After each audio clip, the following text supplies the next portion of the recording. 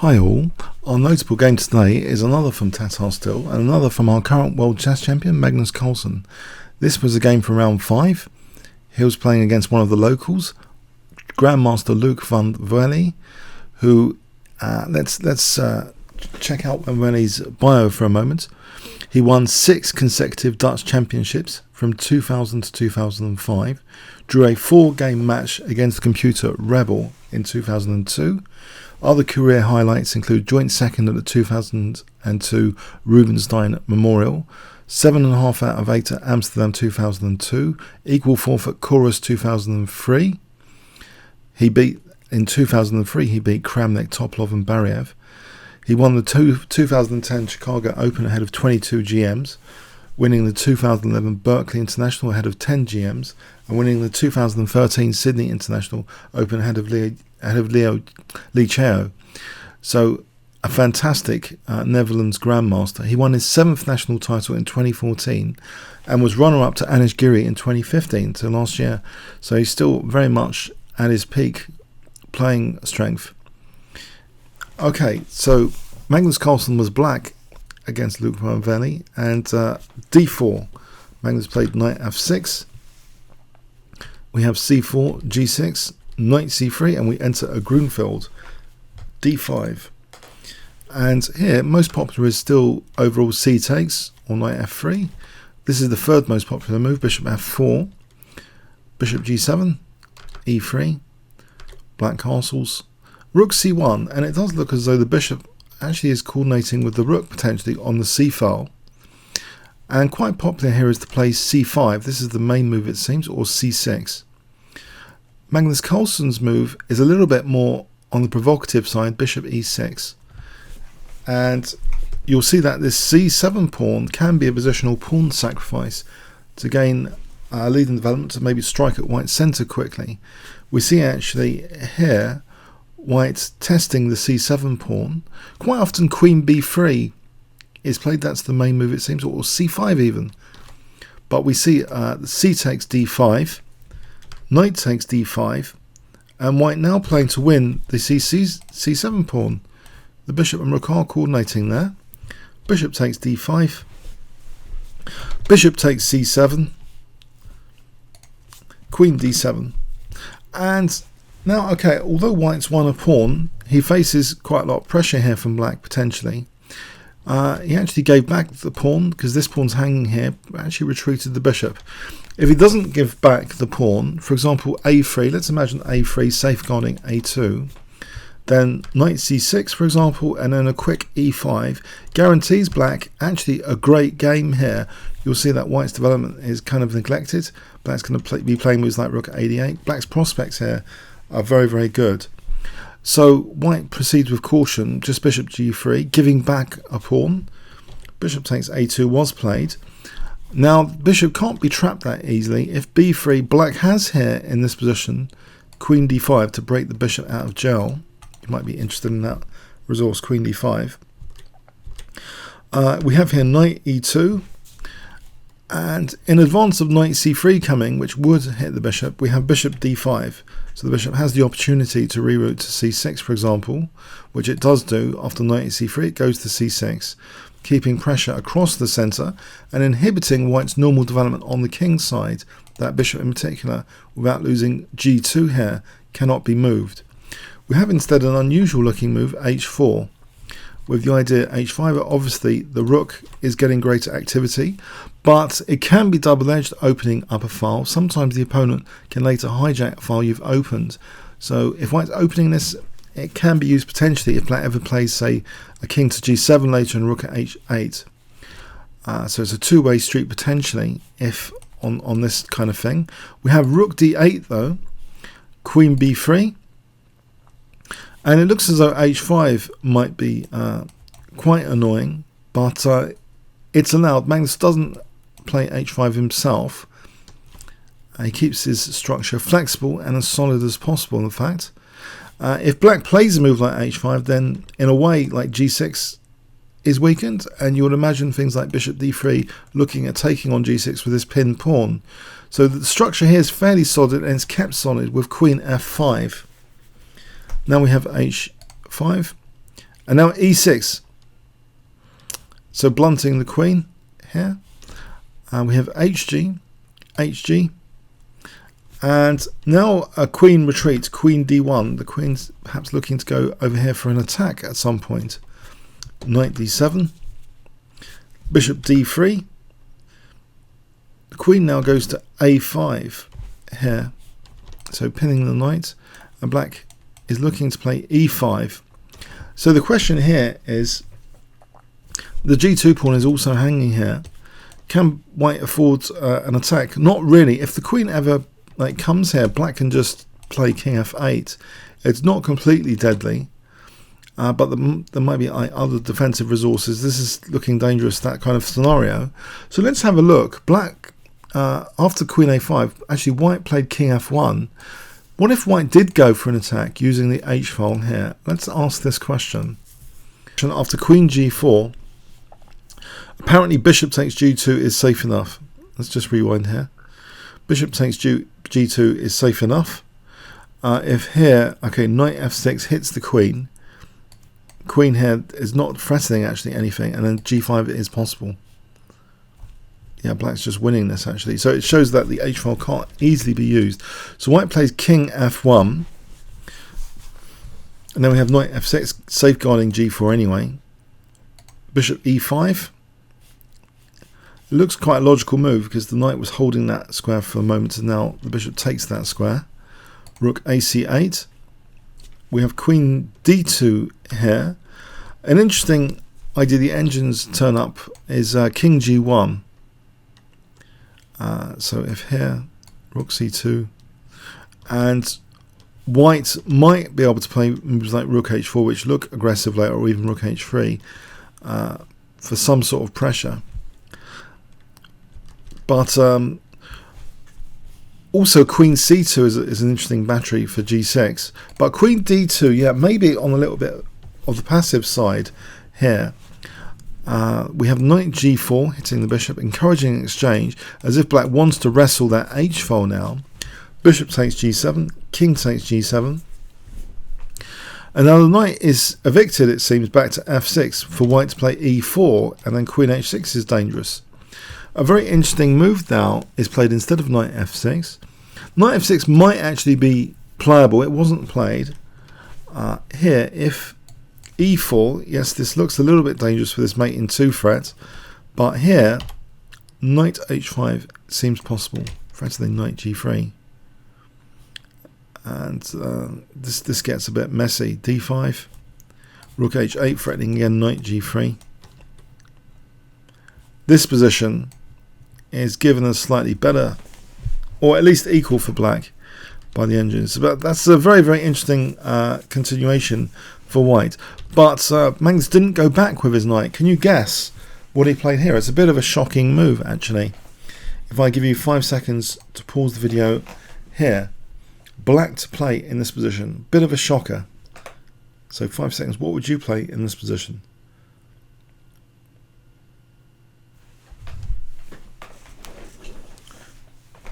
Okay, Magnus uses a pin, queen g5, sacrificing the knight for this pin to grab a centre pawn here. So he's actually threatening, of course, the pawn. The knight is taken, and I'm not sure Loek van Wely understood what was going on here. Rook takes d4. Okay, so one pawn with 2 pawns coming up, and then coordination on g2. There's a bit of piece coordination coming up of these 3 pieces. We have here now king e1 being played. An alternative, let's have a look at rook c2, trying to safeguard at least g2. This position, e4, trying to trade queens, is interesting. This variation is interesting, but even here, you know, black has some prospects. This is a very, very interesting line with imbalance in this line. Yeah, it's just something to think about. It's complicated stuff, but yeah, white could consider rook c2 with the idea of e4. But king e1, and we have queen e5 now, pinning the pawn like this. So still wanting to take this one. How can white actually safeguard the g4 pawn here? It seems tricky. You know, if rook h4, then queen g3 check. the queen's overloaded, we can take her and take the bishop. So we have 2 pawns now for the knight. e4, threatening queen h6 check. That seems quite dangerous. Magnus actually took on g2, and actually it seems as though this is a very dangerous position for Magnus Carlsen, although Loek van Wely was getting very short of time, but it's a 30-second increment. It seems here black is technically in a bad way. White did play a correct, seemingly very precise move to start off with the check, but here after king f6, White played rook c3. Sometimes it's good to explore all your checking options, and it seems here that queen h4 check is actually very promising for White. Magnus might have been in trouble here with best play. For example, if he goes back to g7, then check using the h7 to put pressure on here.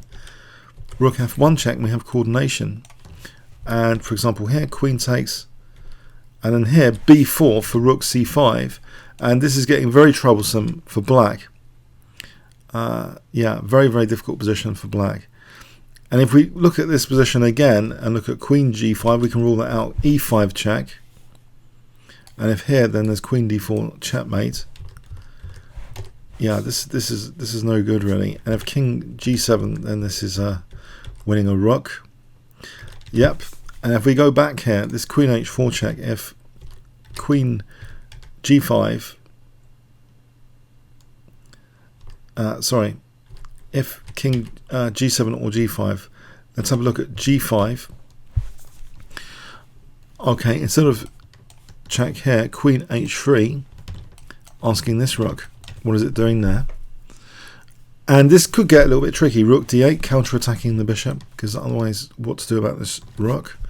Queen takes, rook takes d3, check, and rook c5 here. And again, it seems as though this is more interesting for White than it is for black, for sure. Yeah, it seems very troublesome for black's king safety. So this does seem to be a very critical moment of the game, where it could have gone 2 different routes to favour either player, it seems. This position here with queen h4 check, very critical moment. But you know, Magnus isn't playing against engines, he's playing against a human who's running into great time pressure. And Magnus is fully aware, you know, he's not just playing the position, he's playing the time pressure, and he's playing a human being that will make mistakes and inaccuracies. And rook c3 was played. And we have rook d8, queen h3, queen g5. Yeah, black's king is a little bit safer. Black is now threatening bishop takes e4 to crash down to d2 for a quick 1-2 checkmate. Check, king goes to g7, queen f3, looking at f7, that's protected. Rook f2, trying to just simplify. After all, white is a piece up. Rook g4, putting more pressure on the center. But also note that f5 might be useful here with that pin. Knight f4 was played now. It is a tricky position. I mean, it's not that easy for white to play this. If king d1, then there's a pin here. So bishop takes e4.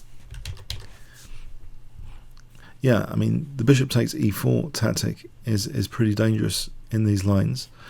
So yeah, knight f4 at least shields the e4 pawn. But queen h4, and there's another pin now. We have here bishop e2. If king f1, just to show it's a little bit tricky, rook g3, here's a nice skewer, and this is difficult actually to handle this kind of position. If something like knight here, this can be avoided. White doesn't, black doesn't have to take here. King h7, and then white's in big trouble. So yeah, this kind of thing is dangerous. This position here. If knight e2, then there's f5. That's nasty pressure on e4. So yeah, Magnus seems to have great practical compensation. If rook cc2, then e5. Yeah, black's got great compensation, it seems. And if knight d5, I believe here f5 is possible, undermining the knight. Let's check this position 100%. I think f5 is the move here. Yeah. With black putting more pressure on white soon, maybe even just taking, and then rook g3 after. So it's not at all easy, it seems, at this point to handle black's compensation. It's more than interesting compensation to keep white busy in time pressure. We have here rook g1 check, and now bishop f1. And now Magnus plays king g8. It seems as though black's actually better here with immediately with e5 actually, because of knight d5, f5 undermining the knight and the center. This is just unpleasant. There are unpleasant things that black is doing now, like bishop b5 as well. With this pin here and this pin here, it starts to get really nasty because this f5 has actually shielded the f file, and if it takes, we just take here, protecting f7, hitting the queen. So yeah, this is actually good for black already. King g8, and now knight e2 check, which is basically leaves black with a great combination blow. Can you see what black plays in this position? So Magnus Carlsen to play here. If I give you 5 seconds, what would you play with black starting from now?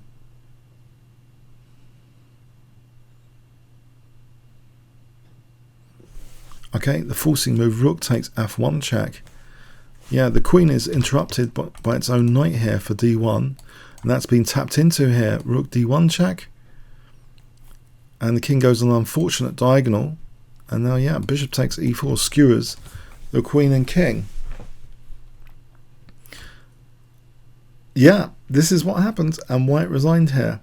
So Magnus, out of the blue, it seems in this game, sacrificed the knight for what seemed to be very interesting compensation.